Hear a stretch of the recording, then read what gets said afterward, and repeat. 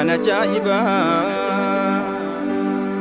سفو ركناني إبسا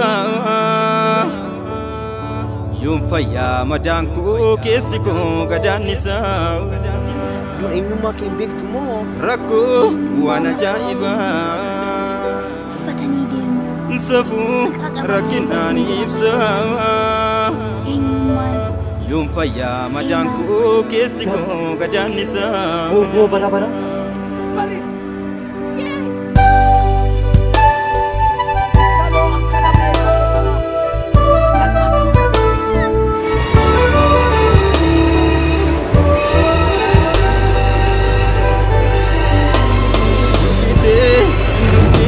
mana mana burkite ndudi mana mana waliyate wolte bulte hunda gachna abdanu hamile jirenya utubo sibila anindone sena burkite ndudi mana mana burkite ndudi mana mana waliyate wolte bulte hunda gachna abdanu hamile jirenya utubo sibila anindone sena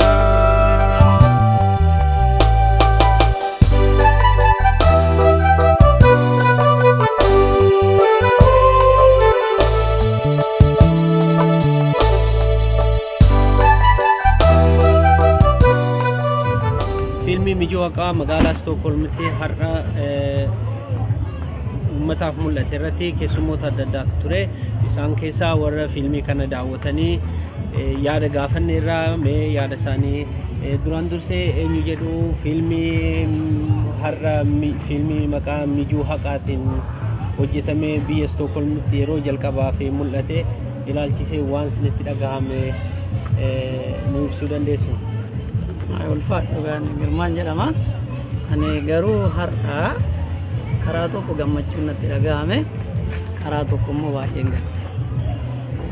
gaddi maa inni dhibeena keessa jiru sanatu calaqqifame sanatu na keessaa na danfeechaadha isa duratti kuufameetu natu na danfeechaadha karaa biraa immoo kan na gammachiise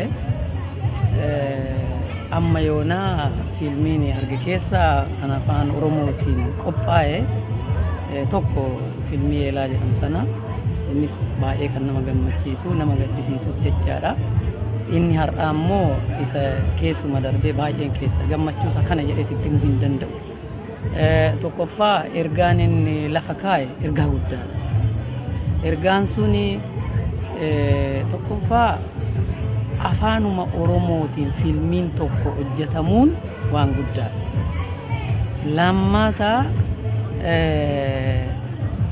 rakkoo oromoo keessa jiru dubartii irraa calqabee hawaasaa oromoo keessa biyya keessa jiru baay'ee calaqqisa guddisuu hin danda'a jechuudha waliigaltee akka hin qabaanne namoota keenya warra rakkatan warra ari'ataman dubartoota keenyas taanaa wanta irra gahe argineerra baay'ee na boosise anaanii kanaaf baay'ee na gammachiisa akka itti fuftee hojjettu waaqayyo itti aansees immoo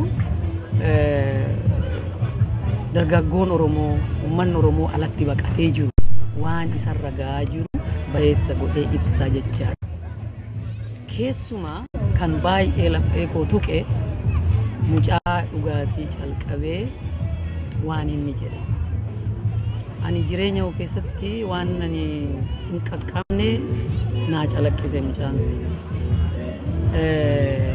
jireenya koo keessatti amma yoonaa hojjedhe keessatti iddoo hin geenye jedhee kanin akka feelarii tokkotti natti dhaga'amaa jiru karaa poolitikaati mucaan sun jecha inni jedhe suni baay'ee na keessaa miidhe ani fiilmii irraa guddoo jaaladhe guddoo irraa gammade ammallee guddoo irraa nahe waan akkasii kan of kenjiru hin seenne fiilmiin dansa Fiilmii hedduun jaaladhe tokkoffaa fiilmiin isaa amma fiilmiin isaa dhumutti ijarraa buqqifachuu hin dandeenye hafuuruma fudhachuu hin dandeenye ammas nama hawwata jechuudha hedduu kan nama hawwatudha sadarkaa olaanaatti kan hojjetame karaa sanatti jechuudha karaa nama hawwachuutti karaa biraa immoo warri hojjetanis keessattuu haati manaa abbaa falmataa fa'aa cimtuu baay'ee cimtuudha. Rooliin isiillee egaa roolii nama nagaatu hin turre akka nama hamaatti hojjette haa ta'u baay'ee hedduu kan nama jabduudha fuulduraafis nama fuulduraaf hojjechuu dandeessu natti fakkaata warra hojjetan keessa hundumti isaanii baay'ee cimoodha hedduu nama gammachiisa fuulduraaf abdii qabna akka itti fuftu hojii isa namni Oromoo immoo akka nuti argine gammanne kana namni Oromoo hundumti argee akka gammadu. Mucaan kuni fiilmii kana hojjetee dhiyeessuus baay'ee na gammachiise jechi inni jedhes baay'ee na gammachiise jechi isaas hinaaffisa jedhe hinaaf fiilmii aynata lamatti hiikama tokko neegatiiviidha tokko poozitiiviidha namni poozitiivii sana guddina kan fidu hinaaffisa malee guddinis hin dhufu inni biraa kan hojjete anis nan qaqqabaa jechaadha hinaafni poozitiivii fiilmii kana immoo achi keessatti teekstiin akkana akka jedhamu jedhee sammuu isaa kana keessa innaan mucaa kana argu baay'ee jaalala duwwaa miti ittan boones ittan gammade nan jaaladhes guddatu mucaan kun ani baay'ee natti gammade. Qubee jenereeshinii yookiin dhaloota qubee ka'ee wajjin guddate ta'uusaa tu gammachuu fi abdii naa kenne. Abdiin koo maalidhaa? Fiilmii kaasaan turre Oromoon fiilmii hin qabu amma ammaatti hinnuu jedhe achirratti. Fiilmiin immoo jireenya uummata tokko yookiin jireenya hawaasa tokko kan ibsudha maal akka fakkaatu. Isa katabbiidhaan ibsan caalaa namni ilaale wanta salphaadhaan hubatu wanta ta'eef waan guddaadha. Aartii Oromootti kun dabalamuun ila aartiin Oromoo amma guddataa jira. Karaa sirbaa namni sirbaa jira. Karaa katabbiidhaa walaloo haa ta'u asoosama adda addaa haa ta'u katabaa jira Oromoon. Amma tokko katabaa jira amma isaa wanneen ayyamu. Kanatti kun dabalamuun qabsoo Oromoos gara fuulduraatti deemsisa. Guddina hawaasaa Oromoos gara fuulduraatti deemsisa. Beekumsa waa'ee Oromoo irratti illee gara fuulduraatti deemsisa. Uummata illee immoo hamilee isaa kan guddisaa deemudha wanti kun wanta jedhutu abdii fi gammachuu naa kennee siin jechuun barbaada. Ajaa'ibanatti ta'ee akkamittiin mucaan kaleessa dhalate waan akkasiidha yaadee waan akkasiidha baasuu danda'e. Nu waggaa meeqa taanee waggaa meeqa jiraannee umurii illee geenye oguma akkasiidhaan nama baratee ilma qabna garuu oguma akkasiidha nama Oromoon akka arginu. Yeroo jalqabaatiif asirratti kan nuti baay'ee ajaa'ibe kan baay'ee gammadee uummata keenyaaf garuu abdii guddaan akka ta'e. Qabiyyee fiilmii sanaa yookaan seenaa fiilmii sanaa akkamitti argattan? Seenaa fiilmii sanaa guutummaatti rakkina uummata keenya keessa jiru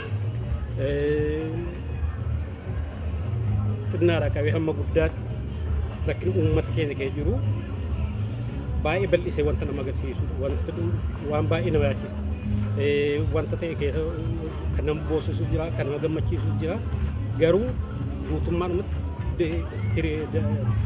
rakkoo uummata keenyaa fuulletti namni akka hubatu salphaadhaan afaan salphaadhaan afaan beeknu aadaa beeknu inni akka itti nutti uumamu isa dubbifne caalaa isa qoratamee karaa saayintifiik nutti dhiyaate caalaa aadaa keenyaan wanta mul'atu baay'ee irratti dhageessa gara fuulduraatti abdii guddaa nuuf kenna.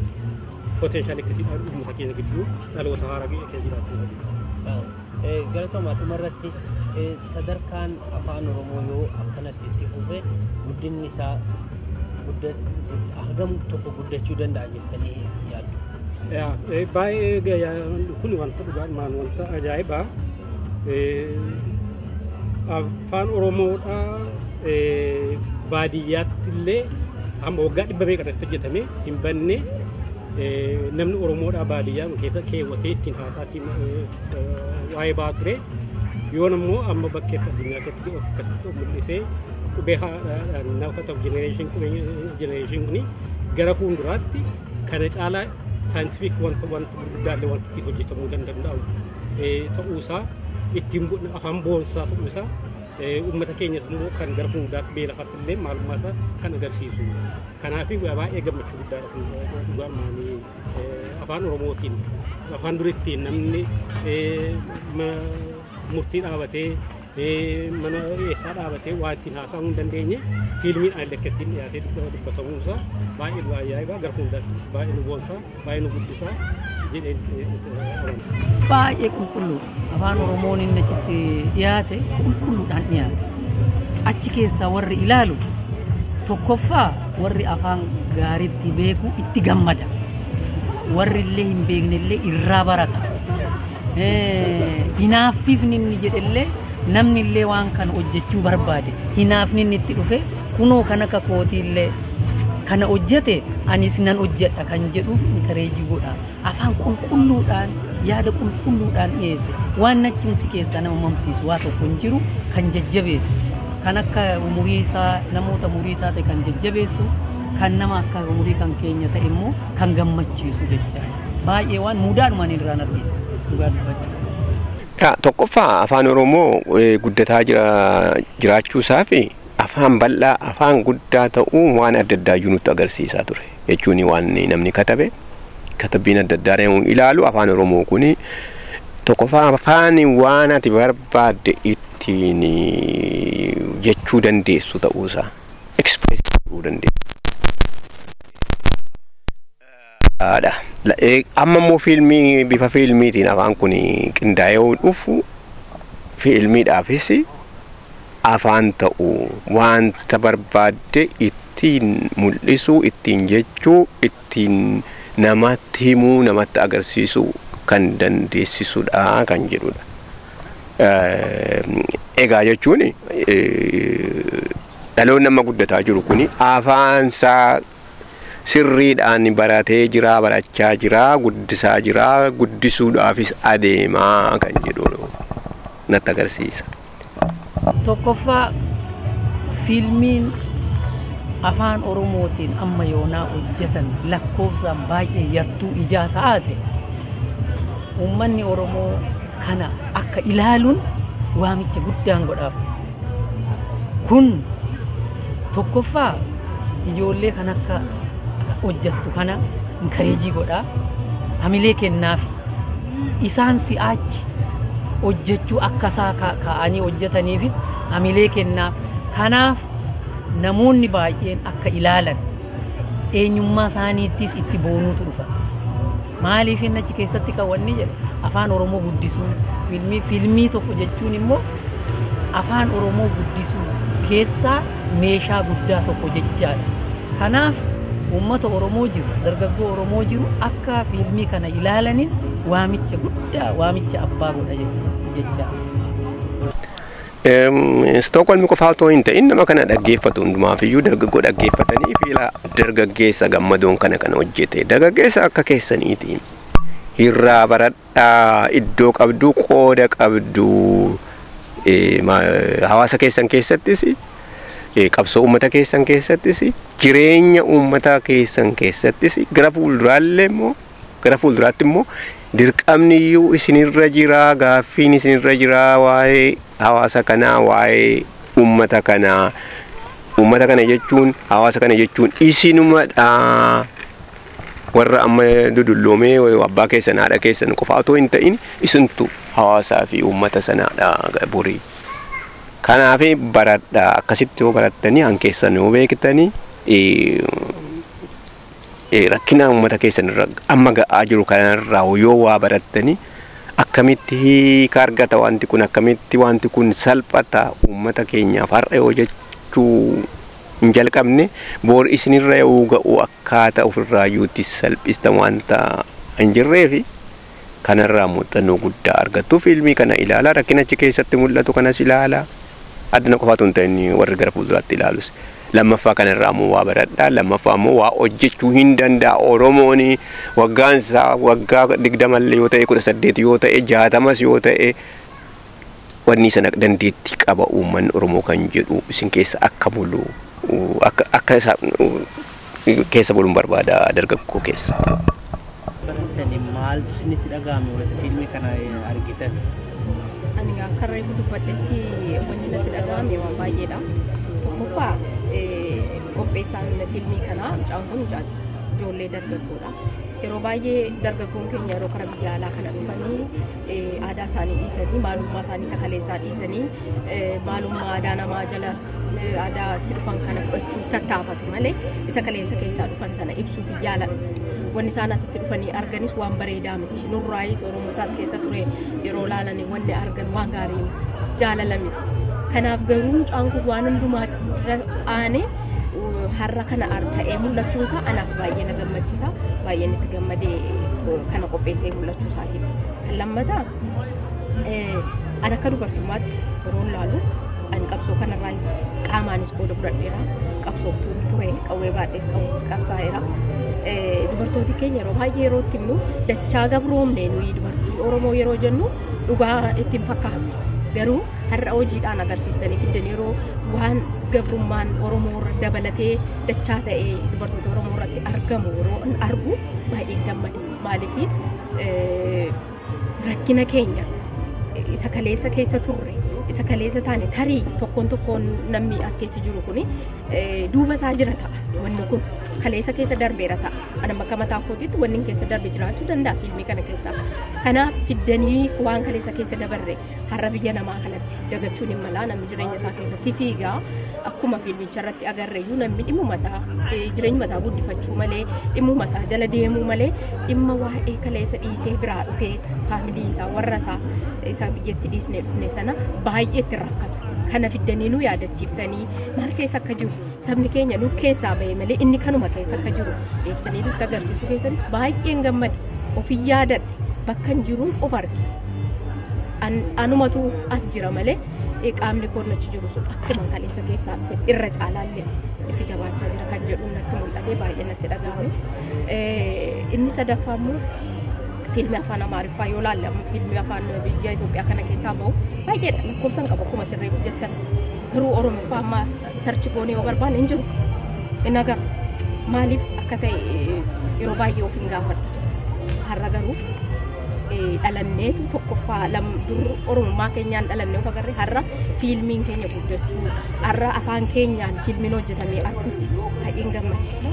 Kana caalaa akka mucaan kun guddatee isin warri wajjiniin hojjettanillee dargaggoonni har'a namni keenya yoo ilaaltanii jiraatan biyya alaa kana keessa siyaasaadhaan adda bahee jira, hawaasummaadhaan tokkoon qabu, amantiidhaan adda bahee jira, waan baay'eedhaan adda baanee jira. Garuu wanni akkasii kun yoo itti fufee hojjetame akkuma har'a bakka adda addaatii walitti qabamnee dhufne kana namni keenya walitti qabama. Bakka tokko dhufna, hawaasaan ijaaramna, walitti nu fida, jaalala nuu kenna, maalummaa keenya nu yaadachiisa, aadaa keenya guddisuu ta'a jedhee yaada waan baay'een itti argee dubbadheeftuu hin danda'u. Baay'een isin galateeffadha.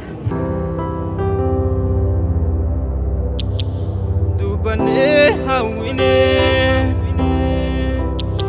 obsinee jallifnee obsinee obsinu baay'atee urjii waaqaa bolee addeessi gobanee dubbanee hawwinee obsinee jallifnee obsinee obsinu baay'atee urjii waaqaa bolee addeessi gobanee. Ammoo akkanatti wallaalleetuma galleetuma kan usne immoo wanni gurbaan jee dhugaadha. Ani yaada kiyyaa dhugaa isinitti himuudha.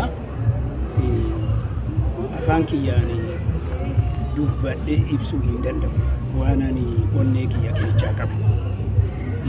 Hoggaan manaa bahu fiilmii hoggaa jedhanii akkanatti nassa'u. Akkanuma yookaan waa'ee argisiisu waa Oromoo kana xixiqqoo argisu as ga'ee amma hoggaa mucaan kun waan hundaanuu ibsu waa'ee haadha teenyaa hoggaa ibsu waa'ee mucaan suni hoggaa ibsu wanni imimmaan nu qabee hundi keenya hin bo'aa ta'u akka wanni itti akka haati tiyya duute tamboo dhugaa kana natti dhaga'ama. Ani dhugaan siin jedha waan isi yaa guddisu hamma jirrutti humnaanis ta'e gara horiitiinis ta'e sibira ijjachuudha qaalii sii gala. Hamma dhumaatitti si faana deema. Itti jabaadhu rabbi si haa jabeechu. Kuni nuyi anaayi asitti Swiidinii keessatti isa duraati. Hin argine fiilmii akkanatti hin argine. Argeetti sin beeku ijoolleen qopheechise sin jirtu. Eeyyee dhaamsi an qabu wanni kun waan keenya as ga'uun afaan kanaa akkasumatti miti nama meeqatu dirree irratti hafe waa'ee afaan kanaatiif guddachuu afaan kanaatiif haasa'amuu afaan kanaatiif barreeffamuu afaan kanaatiif waan baay'eetu ta'e nama baay'eetu itti wareegama. Har'ammoo eega as ga'ee guddifachuun qooda keenya nuti guddifachuu qaba nuti kunuunsuu qaba. Har'a waan dhalatee argine kana lubbuutti goonee isa kana gargaarree hawaasni Oromoon an kana an sani an Islaama an Kiristaana an dhaaba isa kanan keessa jira osoo hin jedhin akka dhimma keenya akka madaa keenyaatti hundumti keenya isa bukkee dhaabbanne isin warra akka hojjetu kana bukkee dhaabbanne isin gargaaruu qabna. Namni hundumtu waan nama kana hordofu hundumti akkasitti fudhachuu qaba. Maaliif wanni kun kan eenyuyyuu miti kan dhaaba tokko miti kan yookiin amantii tokko miti kan hawaasa Oromummaan itti dhaga'amu hundaati. Kanaaf hundumti keenya irratti hirmaanne guddisuun dirqama keenya lammummaatii jedheen dabarsa. Ayyee duraan dursee maqaa gurma hawaasa Oromoo Swiidiniin baay'ee galatooma isiniin jedha. Osoloodhaa kaatanii fiilmii kana hojjetamuusaa qofa osoo hin ta'in hawaasa Stookholmiif fi naannoo isaa jiraniif I think yeroo lammaffaa irratti fakkaataman kan agarsiisuu keessaniif carraa kan argachuu keenyaaf isin gammannee jirra. Isin baay'ee galatoomaa jenna. Egaa fiilmii kana keessatti waan lama gurguddaatu mul'ata. Inni dura rakkoo hawaasa Oromoo yeroo dheeraadhaaf irra jiru ammallee kan itti fufaa jiru sirriitti kan agarsiisu kan namni hunduu ilaalee of gaafachuu qabu waan calaqqisee uummatatti gadi baasee akka namni of gaafatu godhu waan ta'eef kun ergaa guddaa dabarsa. Inni lammataa aartiidha. Akka aartiitti aartiin Oromoo ganaa hin guddanne guddina kanaaf akka jalqabaatitti horii hin qabnu maaliif taphaannaa odoo hin jedhin kutannoodhaan kan jalqabamee sadarkaa kana ga'ee jira. Haamilee fuulduratti qabdanis hedduun nama jajjabeessuudha. Kanaaf gama aartiinis gisee ilaalle tarkaanfii guddaadha. Jalqaba xiqqaa fakkaata garuu wanti kun hawaasa Oromoo addunyaarra faca'ee jiru kana bira gaafa ga'e gaafa qirqirsa keessa isaa jechuudha.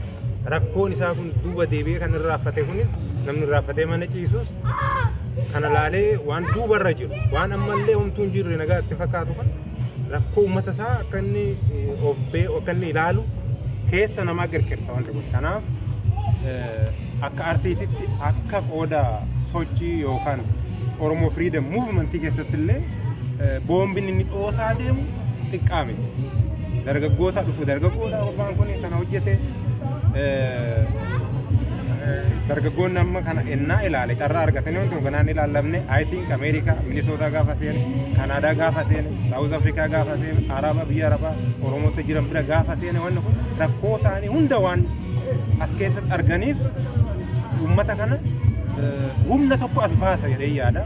Kanaafiyyuu baay'ee galatooma ammallee cimaati irratti hojjedha. Nuti isin gargaarra akka hawaasatti nama dhageenyas ganaa hin dhageessisna. Yoo namni gara biraa jirullee waan kana itti qophaa'ee akka eeggatee sirriitti nama hawaasa sirriitti walitti waamee waan kana akka laalan godhan ekonomikaalis akkasiin jabaatanis jechuudha. Akka godhan karaa keenya waan dandeenye isin gargaarra. Hedduu jabaadha. Nama tokko nama lama nama sadiitii miti.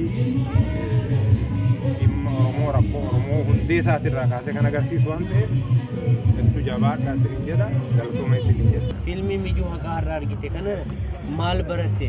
Ati kan dhalattee guddatte asitti yaadannoon biyya abbaa keetii irraa baay'ee hin qabdu maal baratte? Vad förstod du från den filmen? Jag har förstått väldigt mycket från den här filmen. Det var väldigt svårt att förstå handlingen eller inte handlingen, men själva kommunikationen mellan i filmen då. Handlingen var väldigt lätt att förstå. Handlingen i sig var väldigt trovärdig och rörande. Bland annat för mig och för alla andra inne i lokalen också. Den kändes verkligen baserad på sann historia.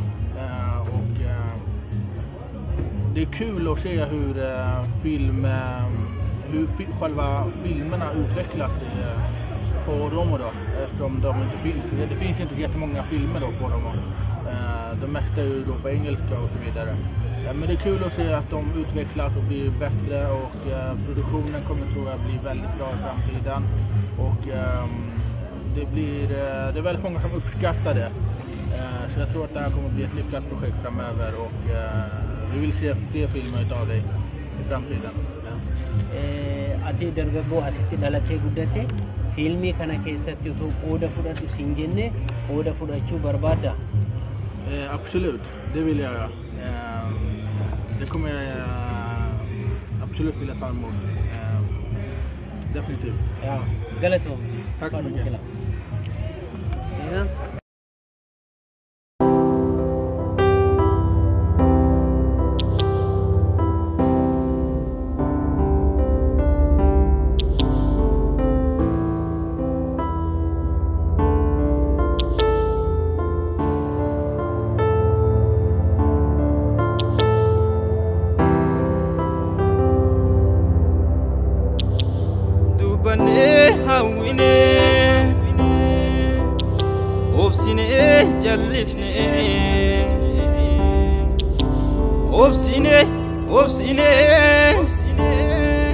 Obsinu bayate urji wakabone ade sigobane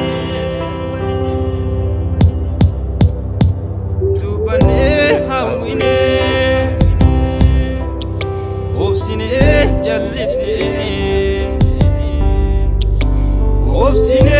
obsine obsinu bayate urji wakabone ade sigobane